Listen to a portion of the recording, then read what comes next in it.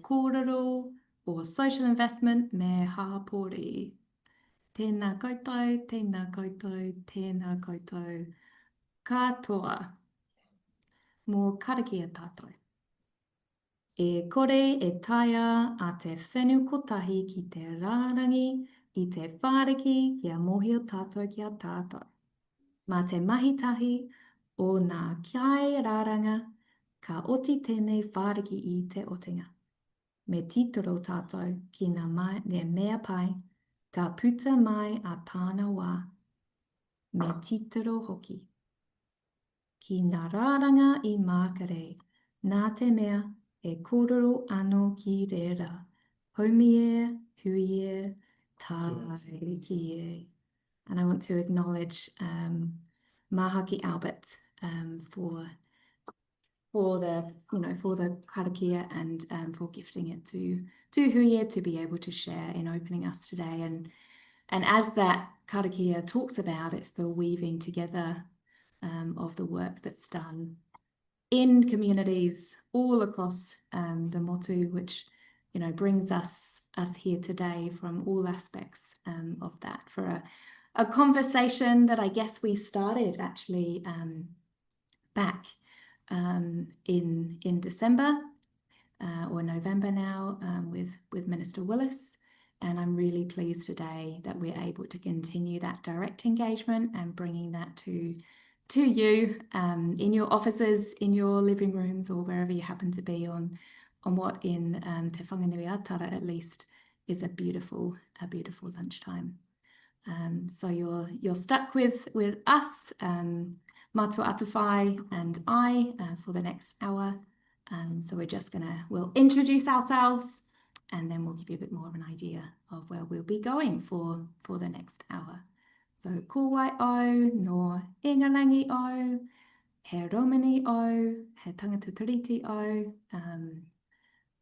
no inia nā romani, he tangata Atawhai Matua, ko Katie Bruce toko ingoa. I am Katie Bruce. I am the Chief Executive of Hui E Community Aotearoa, and lucky enough to be the convener of something called the Community Constellation, which is now a formalised collaborative network of peak bodies and capability building organisations across the motu.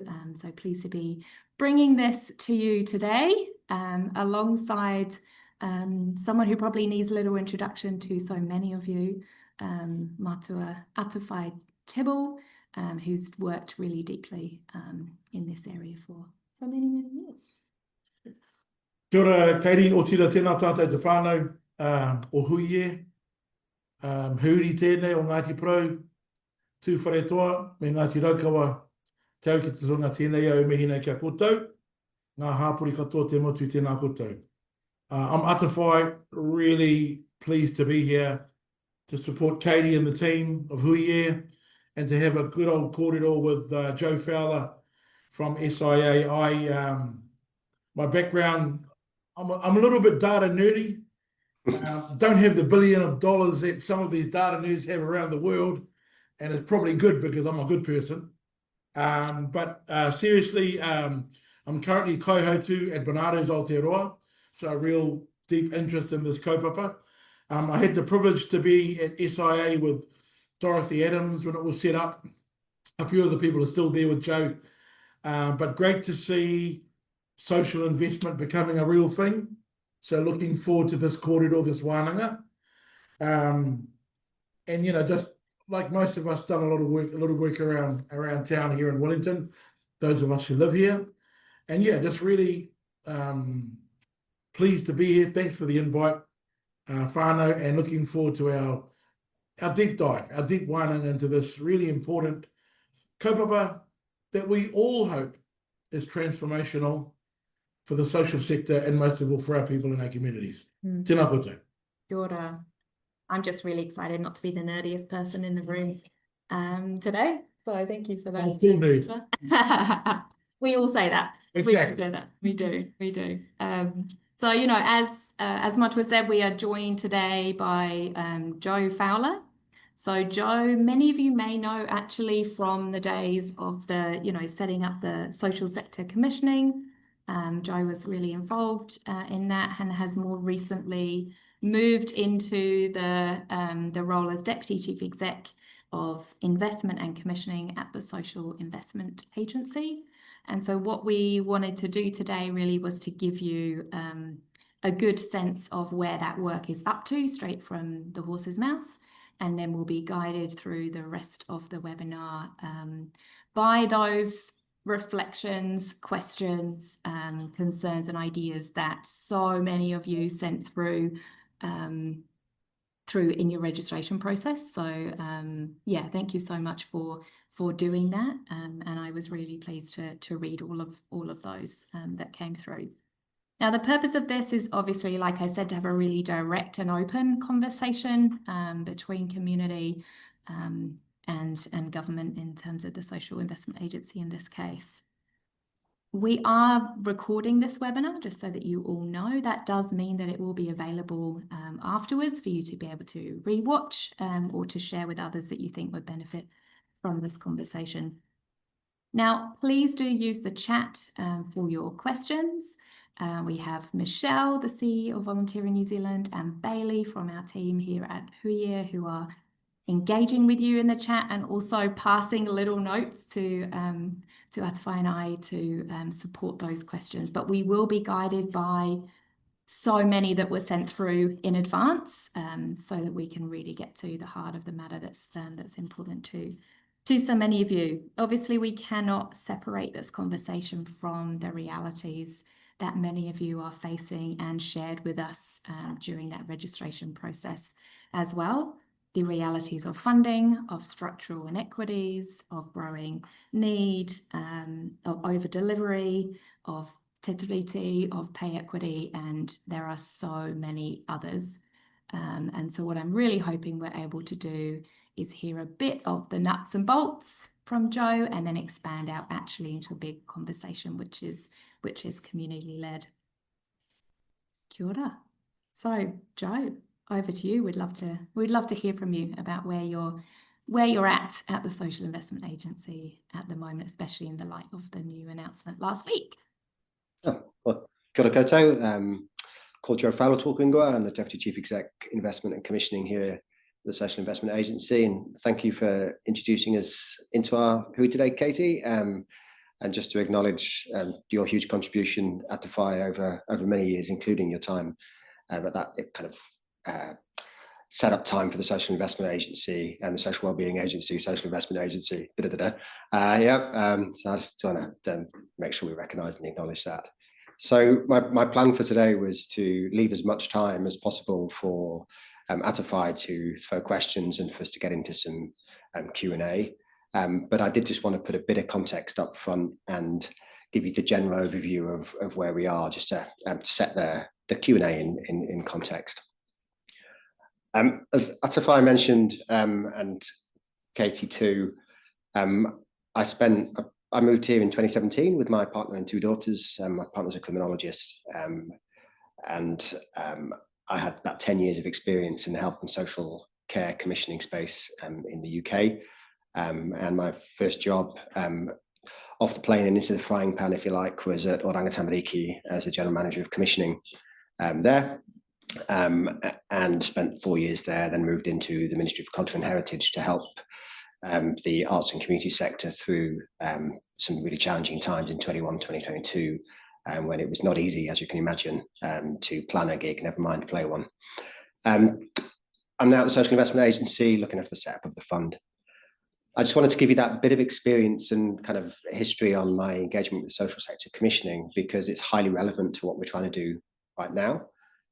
We've had decades, and well before me, and since I arrived, of workshops, stickies, flip charts like the one in the backgrounds for you two there, where people have looked at the challenges and problems faced by the social sector and government's interaction with the social sector in Aotearoa, New Zealand. The issues are well traversed: the short-term funding, fragmentation of local services, tightly defined contracts that can constrain innovation and creativity, a lack of coordination between government agencies, multiple decision makers in Wellington, raining decisions down on communities about the mix and type of social services that are available there, layers of complex compliance requirements, and paper-thin evaluation that doesn't really work for anybody. Those problems are so well traversed that they trip off the tongue for most of us. But interestingly, so are the solutions that are generally put forward. Now, what does it mean to have greater community decision-making and local coordination? How would we make that happen? How can we move to more outcome-based agreements between government and the social sector that increase flexibility and allow for innovation? How do we build evaluation into arrangements rather than tack them on later, 2 or 3 years later, when someone's trying to work out whether something they're doing, whether a funder is trying to work out whether something is worth doing? Medium-term funding arrangements that cover the cost of delivering effective supports, and support for community organisations to develop the capacity they need to increase their reach and impact and learn and continuously move forward. They're all the kind of things that we'll have said in different types of language and different types of phrases over many years and coming out of those workshops. And the Social Investment Fund is unashamedly aiming to tackle all of the above. We want to create solid, working demonstrations of what mature arrangements look like between the government and the social sector when we work in genuine partnership to support people, families and communities to achieve their goals and move forward in the ways that they want to move forward. They're the kind of arrangements that we want to put in place. We don't want these to be hypothetical or what if conversations. We want to be able to point at things on the ground and say, this is what this looks like. Yeah, these are the kind of arrangements we're trying to get in place.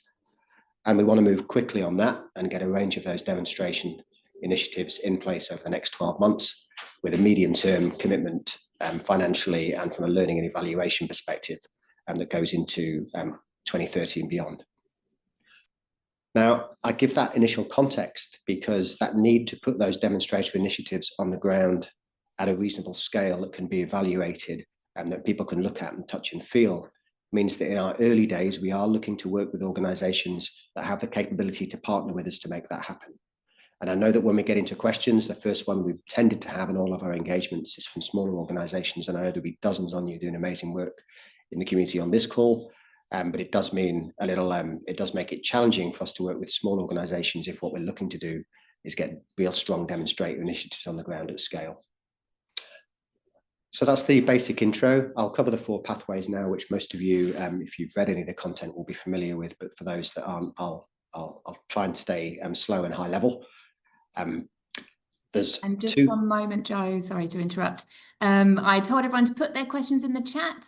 I was wrong. Please put them in the Q&A. The Q&A is open and ready for all of your questions. Kia ora koutou. Thank you. I was dreading you saying, Katie, no one's heard a word of that. Can you start again?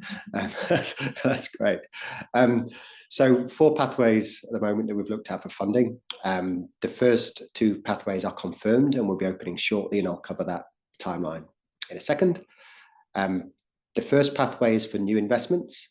So this is about getting those demonstrator initiatives on the ground, showing what a social investment approach looks like in practice.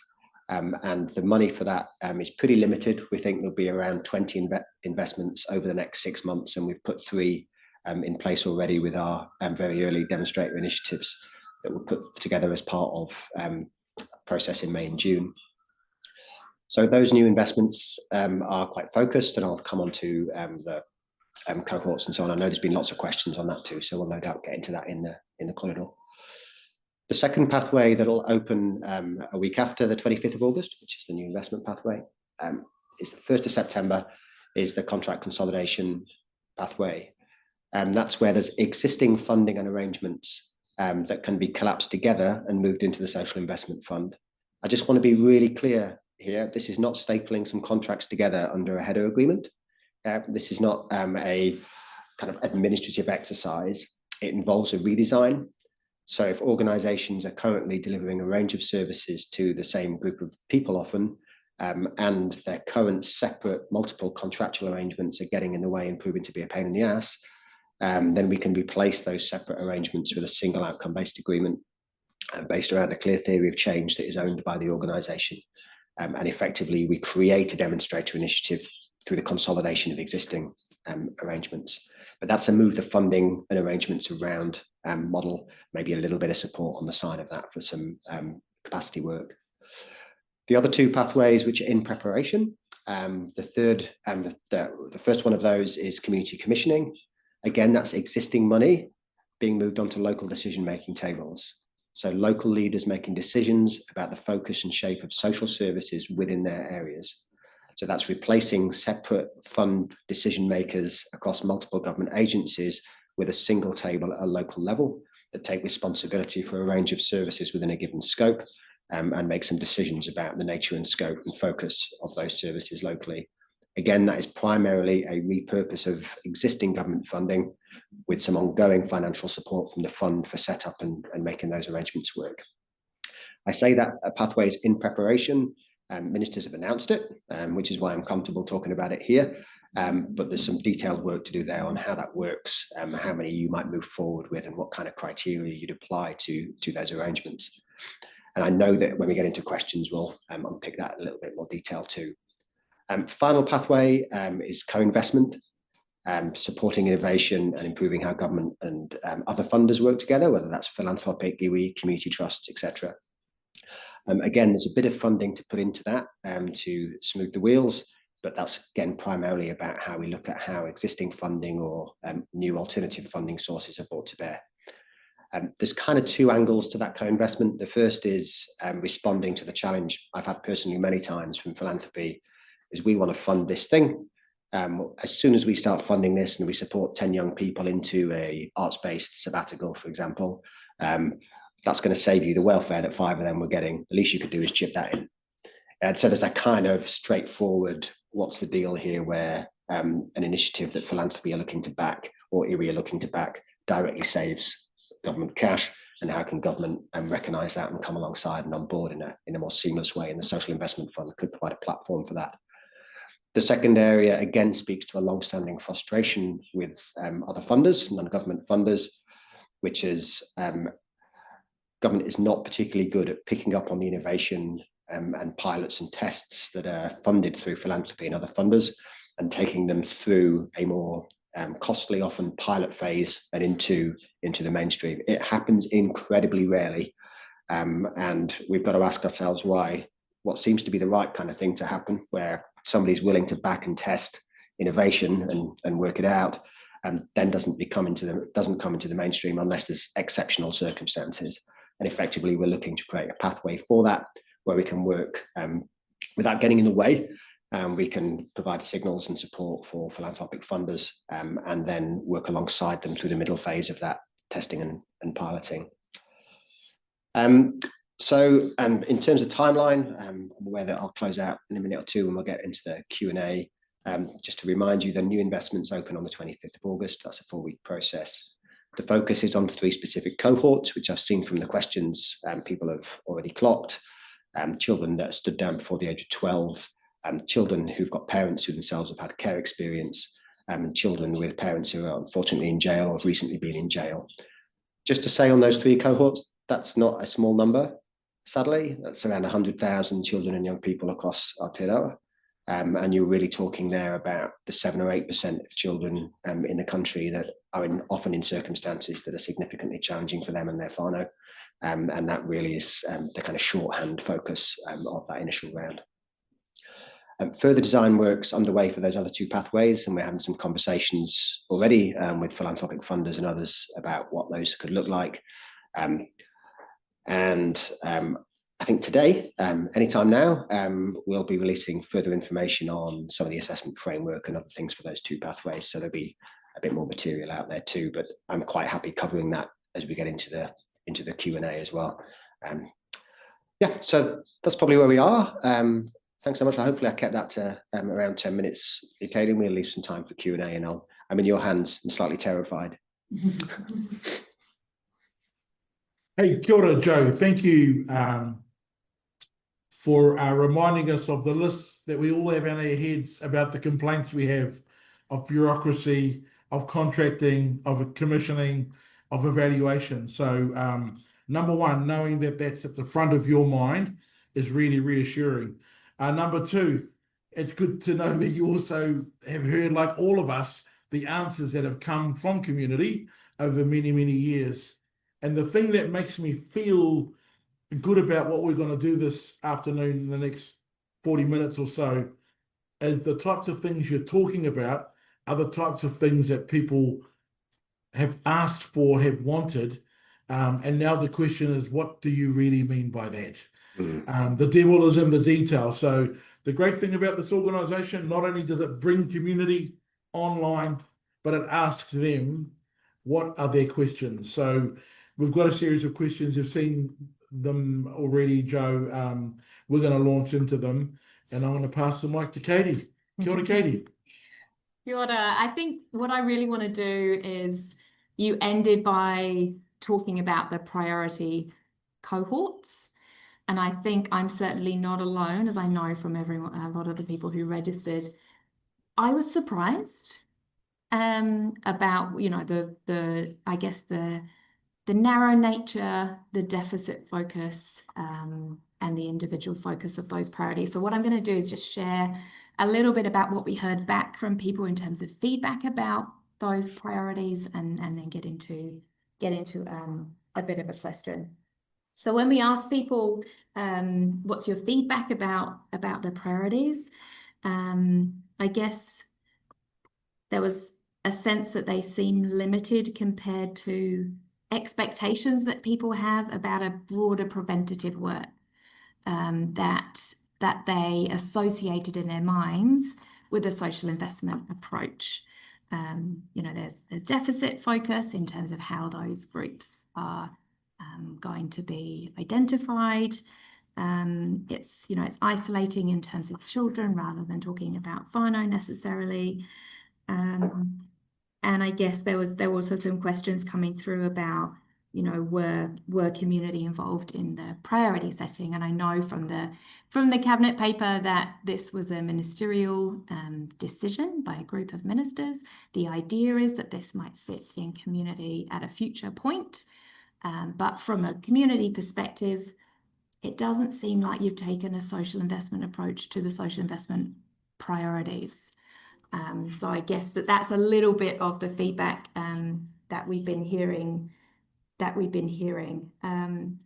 Some of these, you know, what they are, those three cohorts are identified by a state intervention.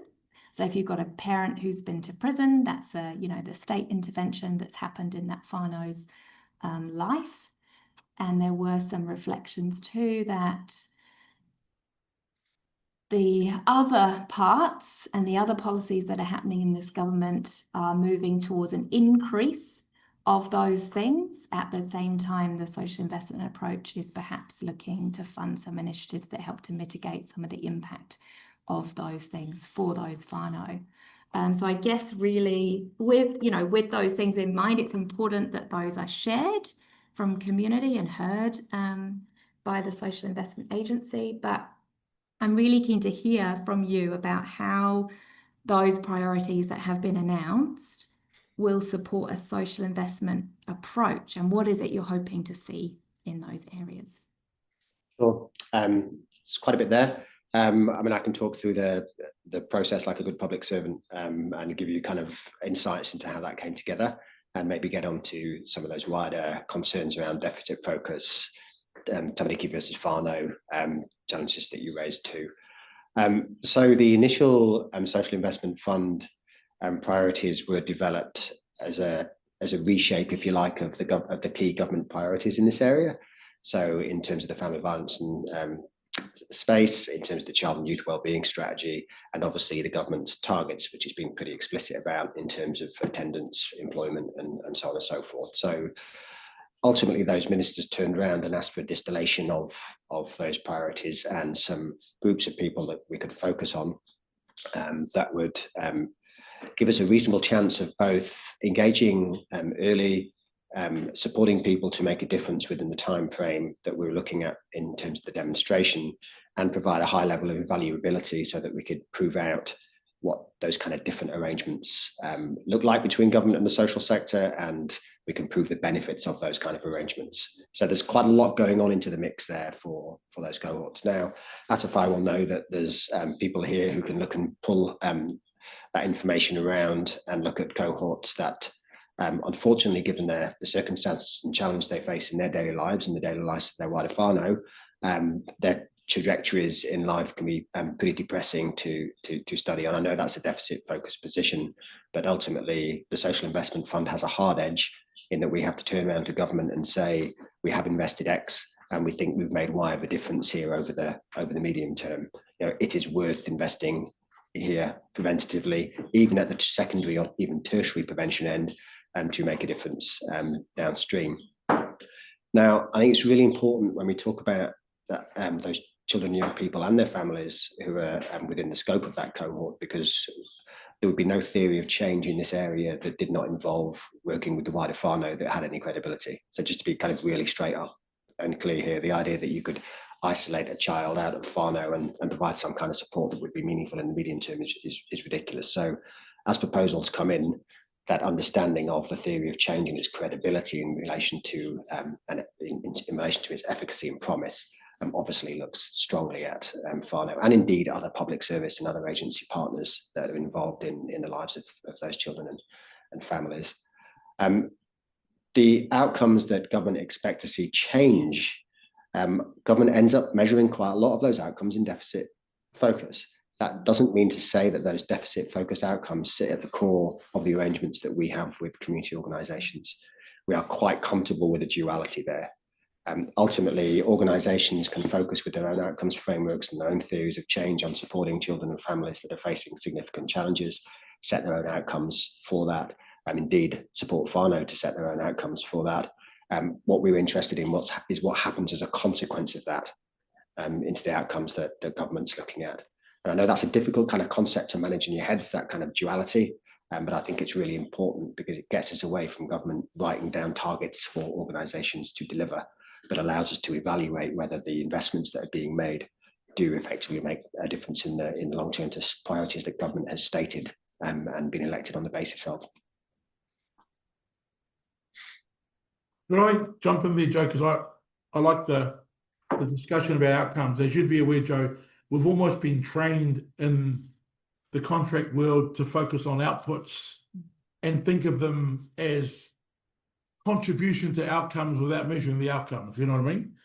And, you know, we probably all around the world, we do this. So really interested in how you guys are looking at outcomes, what you mean by that, and, you know, how you're going to evidence that, because as you'd be aware, you know, this is tough stuff for anybody, for researchers per se, not only just communities with small budgets, but just interested in how you are seeing the world from the SIA position. You know, what do you mean by outcomes and how are these things measured? Sure. So there's a set of outcomes that are measurable in the IDI that span most of the living standards framework that Treasury use, so across the kind of typical government domains. They are not a perfect set. They are not perfect measures individually for the wider outcomes that you'd be interested in, but they are highly measurable, consistent over time, and allow us to look at potentially avoided costs and so on and so forth downstream. So that set of outcomes, whilst imperfect, gives us that ability to focus. But I really want people to recognise that as a tip of an iceberg in terms of the evaluation plan. So the evaluation plan that we agree with each organisation that we work with is jointly agreed. It recognises that evaluation needs to span the qualitative, the quantitative, the stories, the context, the experiences, and ultimately needs to look at identifying what are the moments when the magic happens, what's the kind of causal impact between activities and change, and how do we learn about what works for who, so that we can effectively expand that out and help organisations learn. So we describe those 4-year agreements with organisations as learning partnerships. Ultimately, the evaluation plan is in place to support a learning partnership. We do, just to reiterate, have to have that hard edge of reporting on effectively fiscal return type data to a set of government ministers that have allocated a sum of money to achieve some outcomes. And we have to manage that duality, and that's where we are. So we've got a question online, and I think it's more about what education, if anything, will you be doing of other agencies? Because we have agencies who don't see the world in the way that you talk about the world. They're still very much output based. And what's that interplay that's going on? Because I can see you're nudging and trying to support, but as you'd be aware, the world that most of us exist in is not the social investment world. So how are you sharing, nudging, directing agencies that the new world looks like this, or is it going to exist a coexistence? Any thoughts on that? Yeah, I mean, I think it will always be a coexistence. The Social Investment Fund is not set up to take stuff over. It provides a platform for government to work differently with the social sector, particularly around supports and initiatives that support multiple people to overcome multiple challenges to achieve multiple goals. The kind of stuff that doesn't often sit neatly within an agency appropriation or budget or focus.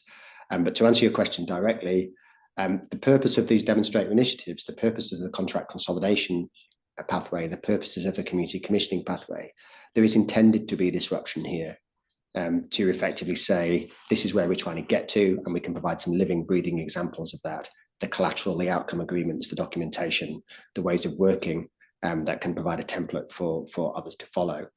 The central agency role that the Social Investment Agency more widely has is charged with looking at standards and other guidance that will help multiple commissioners work together and work differently around social investment. So if an organisation is wanting to say we're taking a social investment approach to X, then that has a certain meaning. It means this kind of arrangements are different. It's not just about having an outcome contract with some stats data sharing in it. It's about a totally different approach. The other thing I'd say, and this comes up a lot, so probably just tack it on if I can Atawhai it, is these kind of medium-term learning partnership outcome-based agreement arrangements are really designed for the kind of arrangements and services and supports that have to deal with complexity on a day-to-day basis, that have to have the flexibility to be adaptive and work differently with people and families and communities. If MSD wanted to invest in 50 extra employment support things because there's a factory closing somewhere, they're not going to wrap a 4-year based outcome agreement around that arrangement. So it's not a kind of one size fits all. It's really designed for the kind of services that have some complexity and challenge and a need for the organisation supporting people to be adaptive. Somebody's got a question about whether or not, I think you've kind of answered this, the future of social sector funding. You're about disrupting the current system, and that is the theory. If these demonstration projects work as you think they might, there's a bigger scope for what you do across the whole of the public service. Is that right? Yeah, and just thinking, the new initiatives are less than 1% of government's funding. Yeah. So this is a tiny amount of money relative to the masses, So with the new initiatives, we are looking to put demonstrators on the ground that do cause people to sit up and listen and look at something different. The community commissioning and the contract consolidation pathways will also add into that. And I'm looking forward to seeing what organisations come forward in terms of the things they want to bring together, because our early conversations suggest there's a huge amount of promise in that.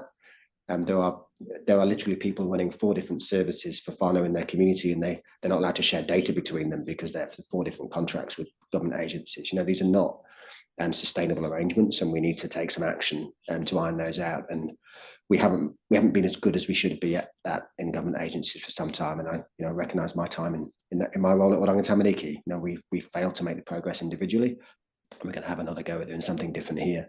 I think what stands out for me as a difference, which is frankly why I decided to come and have another go in this space, is that we've got the governance and other arrangements in place that are genuinely cross-agency. The Social Investment Fund ministers meet, they represent all of the agencies. The idea is that they're working collectively together around supporting a different change and a different kind of arrangement between government and the social sector. So there is a government arrangement to land those proposals on. So if you want to do a more locally led community commissioning model, before you would have touted that around different ministerial offices and different agencies and just gone around in circles. We've created a pathway for you to land that proposal on, and we'll take it through to a decision. Sorry, somebody's asking me not to lean on the table. I checked the camera, so sorry about that. I just want to ask one more question before I pass to Katie. You talked about scale, yeah, and complexity. So you've got some criteria you've got in your mind about the nature of the stuff that you want to commission. Could you expand on that? Because the last thing we want is people thinking, oh, yeah, this is us. But they might not have the size or the scale or the complexity of the matter for you guys to be interested in. Does that make sense? It does. I mean, we're interested in everything, but capable of supporting and engaging, not with everything. And so I'll cover that in a bit more detail because I think it's such an important point. I mean, basically, the arrangements required for the social investment approach are genuinely different. They typically rely on some data sharing agreements with Statistic New Zealand, for example, particularly in this first stage where we're looking to demonstrate the approach and prove it out with strong evaluation. Organisations working in that space would need strong privacy policies, some data infrastructure, an ability to engage with outcome-based agreements, and kind of sign up to arrangements that are quite markedly different to the typical service spec arrangements. They need a clear theory of change that we can work around because we're not issuing service specifications to them. We're interested in supporting the thing that they want to do.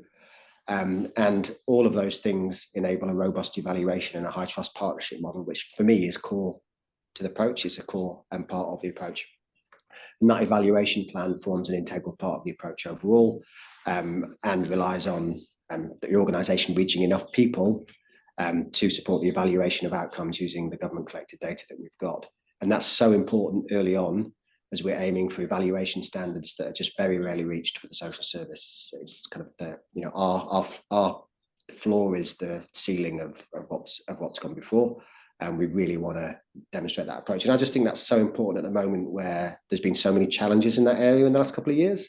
And it's highlighted how little commissioners know about the relative impact of the things that they fund and support. And that I think we need better information to inform better decision making. Now, as we learn more about that social investment approach, we can get better at setting it up. I think we'll be able to invest in and work with smaller organisations. But as I've just rambled through, there's quite a lot of weight and scale required for those initial investments to prove things out. We have, however, at Round Zero, funded an initiative that involves a collective of organisations that was naturally occurring. We're not trying to force anybody into arrangements like that, but there are opportunities to test those kind of arrangements with groups of organisations. But ultimately, I think the biggest opportunity here for smaller organisations and that kind of wider ecosystem that exists in communities of organisations that work together is what does it mean to take more agency locally around the decision making about the investment and focus of social services? What's that table look like at a local level where decisions can be made in one place for a local place rather than in 10 places around different agencies in Wellington? And I think an outcome-based agreement between that table and the Social Investment Fund that then allows local control and agency close to the ground to shape and work with and invest in smaller organisations at a local level feels to me like a natural evolution of that approach.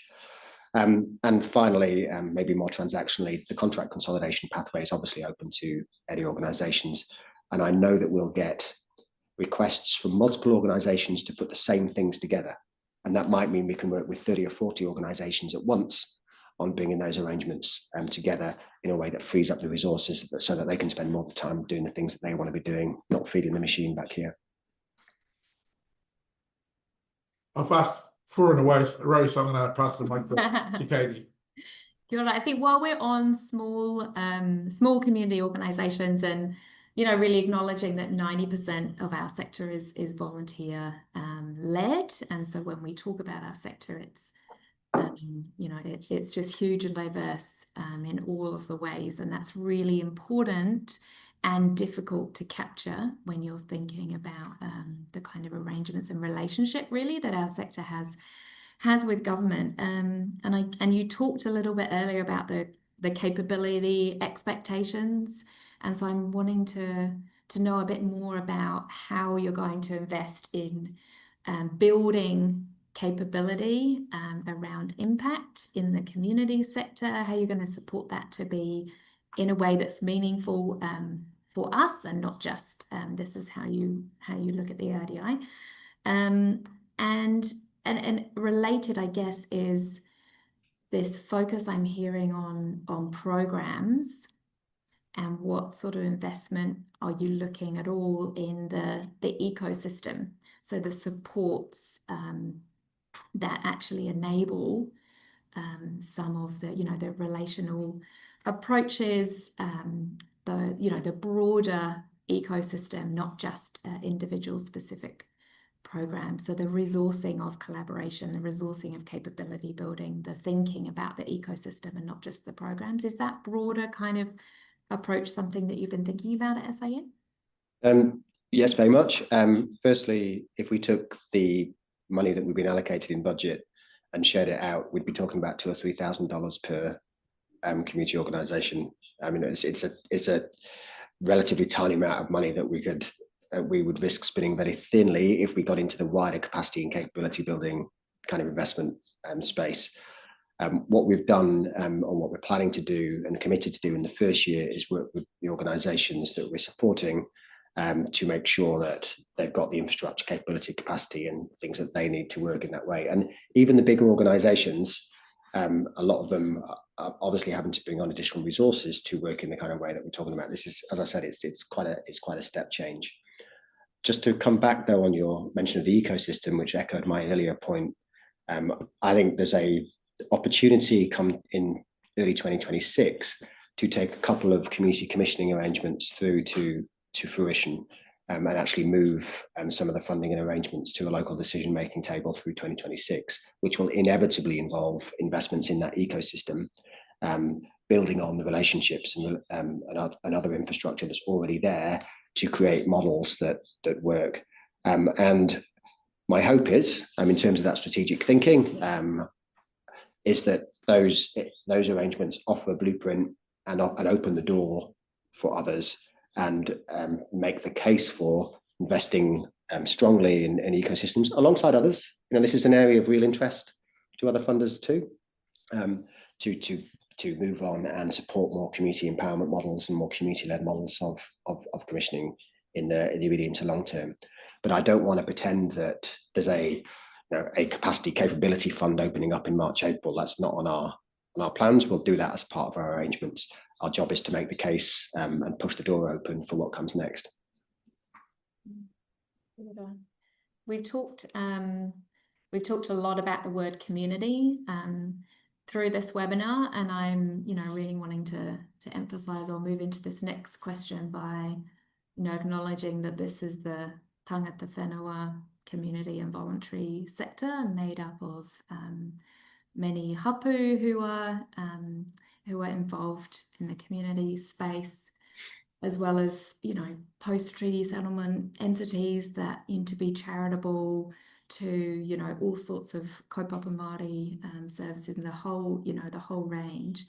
And I really want to ask you about whether and how you're implementing a te tiriti approach to social investment, and what is going to ensure that kaupapa Māori and tangata whenua-led organisations are directly resourced by this fund, and particularly if you think about the priorities of the fund, you're essentially talking about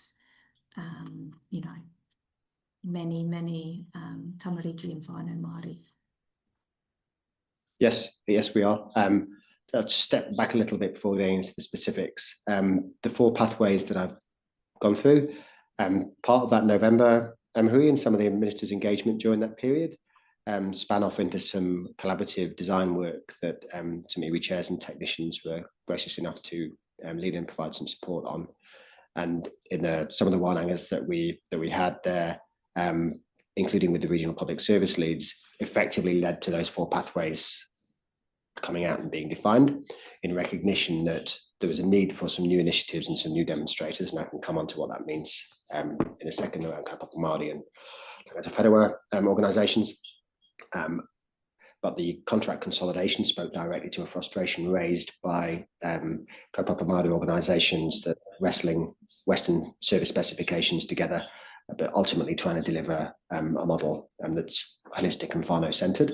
So the contract consolidation kind of pathway is designed to enable and support that change. And obviously the community commissioning speaks directly to the challenge that we've had from local iwi leaders and other partners around effectively we could make better decisions with that money that you spend, and we should be having different discussions locally about how it's spent. So the whole kind of structure, if you like, of the initial setup of the fund has been informed by those conversations. To your final point, yes, the priority cohorts and population groups that have been identified will inevitably mean the Social Investment Fund having to partner well with iwi and Māori organisations and for other organisations to partner well in communities and places across the country. And we've made some pretty targeted and specific recruitment and other activity as the Social Investment Fund to make sure that we can support that in a way that is appropriate. I might jump in, Joe. The iwi, obviously, you know, they'll be, in Māori in general, will focus largely on, we talked about this before, whānau being part of solutions and not just focusing on the individuals. This speaks to what do we mean by evidence, because some of the things we talk about won't be in the IDI, they won't be tracked well or captured by government data. So our ability to use that in the social investment analytical layer will be tough. It'll be tough.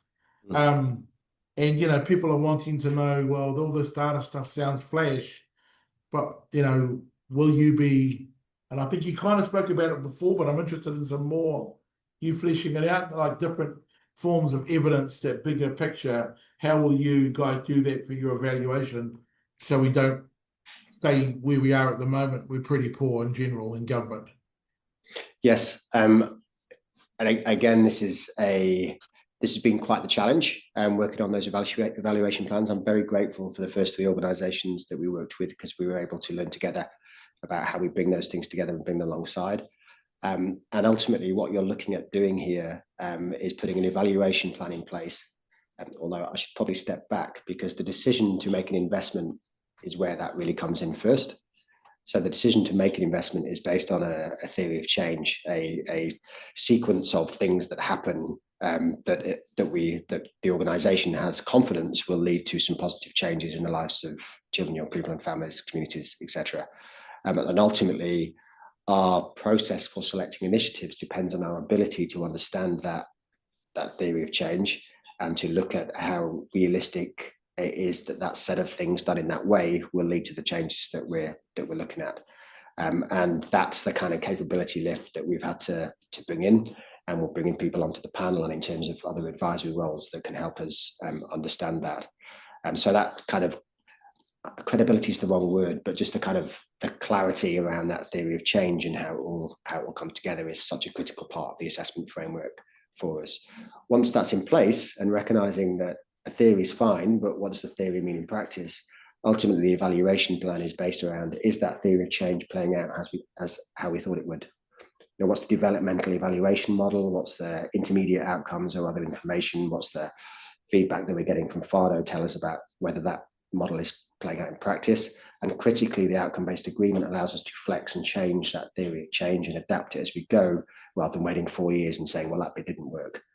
So that evaluation plan and that deep understanding of the contextual information data that's collected by people on the front line in people's homes and bringing back to their practice and reflective sessions is really critical to the evaluation plan and to the model. So you've kind of got that 2 halves. You've got the upfront understanding of the theory of change and making sure we've got the people in the room that can understand that in the wider sense, not just from a straight Western science perspective, but then also the evolving evaluation plan and assessment over the 2, 3, 4 years that gives us a sense of whether that theory is playing out in practice and what tweaks or changes people might want to make to improve it. But we've got a few more questions on the fly, but I wanted to, you're obviously not Te Puni Kōkiri, so you're not the whānau order commissioning agency, but is there a relationship? Are they taking a social investment approach? Obviously a Māori lens to it. I mean, are they? I don't know. So, you know, how's that working? Do you understand that, or it's not your lane? It's my lane enough to have a high level understanding of it. I just wouldn't speak for them.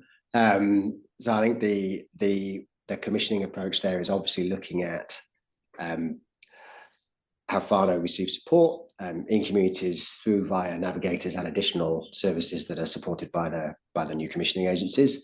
And obviously that's a live and shifting landscape at the moment. From our perspective, and we've started these conversations already, We see these as really symbiotic areas of work. One of the initiatives that we're funding will absolutely doubtlessly in many places be part of an offering from an organisation that also includes some final water support. And indeed, some of the early conversations we've had around how we bring contracts together, people are effectively looking to expand their final water model out and subsume some of the more traditional social services within that model as part of that consolidation. So I'm kind of more excited about the potential in this space to bring things together at a kind of community organisation level. And you know, the conversations we'll have with Te Puni Kōkiri and indeed the commissioning agencies reflect that so far. Just a quick add on to that. So I know you have is it a board, a social investment agency board? Is that right? We have a social investment ministers advisory board. Okay. Have a group of people. And you have Māori, you have some advisors on there, iwi or Māori advisors, do you? Oh yeah, we've got kōrero Flavel, we've got Helen Lay, Katie Murray, Katie. And Debbie Sorensen, obviously with experience in the indeed. And as you can imagine, there's plenty of leadership around that table and plenty of advice flowing. That advice primarily flows to the minister. So, you know, to keep so that the minister has that kind of independent channel of advice, but we meet regularly and hugely value their time. And I know you've also got, you know, good people within SIA thinking about Kairi and others, but, you know, that might bring some confidence because obviously these are, you know, key issues. People know, do you really understand community? Do you understand Māori perspectives, Pacifica? So, you know, what, you know. Yeah, I mean, I might kind of kick myself in the shin here, Atawhai, but ultimately I think we have to accept that there's a limited amount of understanding that I can have sat on the 8th floor of a building in Wellington about what's happening in community and between organisations and communities. And I think part of those pathways around empowerment, enabling, and devolving decision making are designed to reflect that ultimate limitation that you always have as somebody sat centrally. And you know, there's a real challenge for me about how any commissioner in government, and I've done that nationally, locally in the UK and nationally here, can truly understand the impacts of the decisions that they're making in terms of who does what where. And I think we need to ask ourselves that question. We've got a few more ones here. They're on the fly, so we're just going to work out who's going to ask what. Yeah, I'm looking at 2 o'clock. I'm thinking I've got 5 minutes left. I'll try and be tight. We will just have some closing reflections from the two of us as well. I mean, this week you had a $3 million youth match fund announced by Ministry of Youth Development for outcomes-focused programs for at-risk youth. And they say they're taking a social investment approach, and a lot of that, you know, there'll be some crossover with the cohorts that you're looking at. Is that a joined up approach? Joined up approach. We've tracked that piece of work. We provided some early advice and support on it. I mean, I think going back to the 1% question, you know, there's always going to be activity that's rolling along in government agencies around investment, and I think that particular model, if my memory serves me right, and hopefully I don't put my foot in it, relates to some potential for co-investment with other partners too. So I think they're trying to squeeze the most value out of the remaining funding that they've got in that space to make the biggest difference with it, and you know, fair play. Hey, Joe, I mean, we've got a lot of comments and questions, and some of them remind me of that famous saying, and I think it's Stephen Covey, you can only travel at the speed of trust.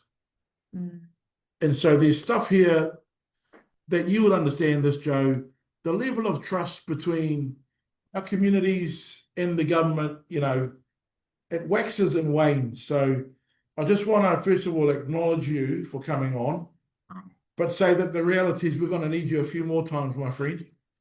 Because in order for us to get that, you know, the trust built and for people to understand our Wellington speak, because I'm reminded that I do speak Wellingtonese, that we're just going to have to break that down and simplify it,